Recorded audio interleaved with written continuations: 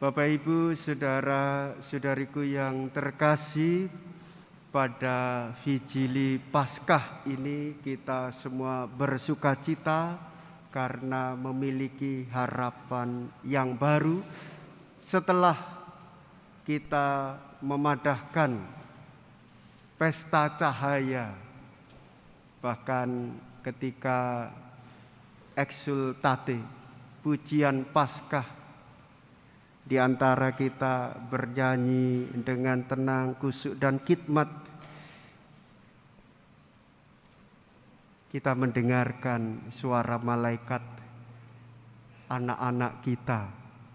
Ada anak-anak yang juga mengikuti pujian Paskah. Rasanya syahdu sekali. Dan itu sangat terkesan saya secara pribadi. Anak-anak pun ikut merayakan Paskah. Setelah 2 tahun kita rindu dengan undangan Tuhan, berdoa bersama dan merayakan dengan penuh sukacita. Saudara-saudariku yang terkasih, yang kedua kita mendengarkan sabda Tuhan. Dalam bacaan-bacaan kita mengetahui bersama Allah yang membebaskan, Allah yang menyelamatkan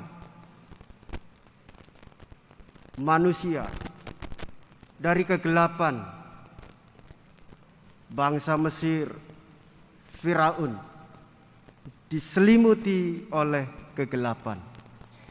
Allah hadir memerintahkan supaya bangsa terpilih, bangsa Israel, menyembelih anak domba Paskah dan mengoleskan di pintu rumah-rumah pesta Paskah. Allah lewat. Maka setiap pintu keluarga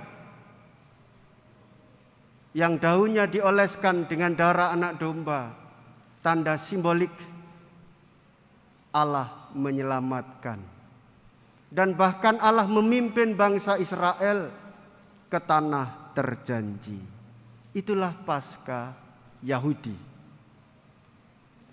Dalam misteri Paskah Kristiani, Bapak Ibu saudara-saudariku yang terkasih, persembahan darah secara simbolik pembebasan dan keselamatan dari Tuhan itu dinyatakan oleh Kristus sendiri. Yesuslah anak domba Paskah yang menumpahkan darahnya ke bumi untuk membebaskan dan menyelamatkan. Maka kegelapan dosa, kegelapan kematian, kegelapan alam kubur, kegelapan pikiran dan hati serta tindakan kita diterangi oleh cahaya kehidupan, yaitu Sang Kristus Tuhan. Dia sendiri yang menumpahkan darahnya untuk keselamatan semua orang. Hidup diubah. Orang tak lagi mengalami kematian, tetapi memiliki harapan kembali secitra dengan Allah, kembali segambar dengan Allah, kembali bersatu dengan Allah. Dan kita sebagai umat paroki Santo Stefanus Surabaya ini sejalan searah bersama dengan semangat keuskupan, bersatu dengan Kristus dalam Ekaristi. Kristus sendiri imamnya, Kristus sendiri altarnya, Kristus sendiri kurbannya. Dia hadir sungguh dalam perjamuan Ekaristi, kurban pembebasan dan keselamatan bagi setiap orang yang rindu untuk merayakan Paskah. Maka saudara-saudariku yang terkasih, Di dalam gereja kita yang sudah sekian lama, bahkan dengan niat ingsun yang paling dalam secara spiritual mengikuti Kristus, tak elok kita merayakan Ekaristi mondar-mandir. Tak elok kita merayakan Ekaristi bincang-bincang. Yuk tonggone dhewe saiki antinge apik lho iku. Iku tukune ning di Allah paling yo ning keputran kono wae. Ora asli kuwi. Lalu sahut menyaut karena iri benci karena orang lain. Lebih elok daripada dirinya. Tak elok dalam merayakan Ekaristi sepanjang misa main game terus ya. Lu ada tuh Romo? Ya saya nggak tahu. Mengingatkan, menyegarkan supaya kita sadar sungguh Yesus imamnya, Yesus altarnya, Yesus kurbannya. Maka saudara-saudari, tak elok juga kalau foto-foto rame-rame, ayo, nah, gini, lali, ada sakramen, Kristus sendiri. Nggak apa-apa Romo, itu anak-anakku. Ya kita menduga-duga, sebagaimana kita hormat pada orang tua, tunduk kepada sakramen. Ya eloklah berlutut sebentar, hormat pada Kristus. Tuhan izin ya saya mau foto-foto.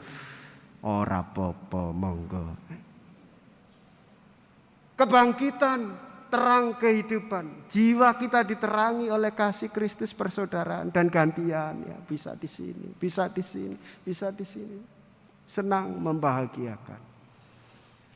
Nah, saudara-saudariku yang terkasih, sungguh tak elok jika kita merayakan Ekaristi bahwa Kristus sendiri yang menjadi imam, kurban, dan altarnya sepanjang misa ngantuk.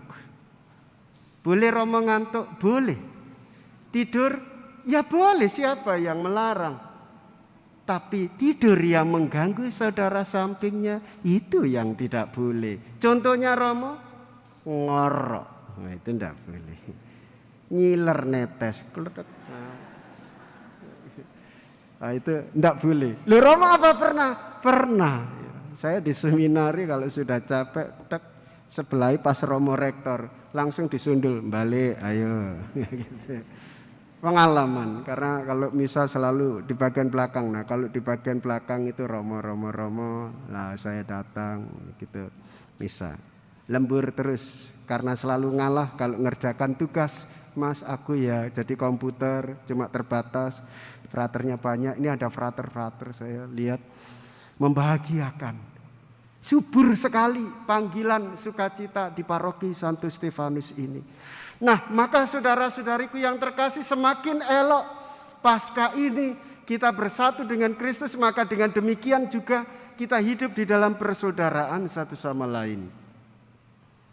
Maka sudah tak ada lagi sirik menyirik, rasan ngerasani. Nah, bahasa sekarang apa ya? Gibah, itu sudah tidak ada lagi. Pulang senang ya. Menyapa.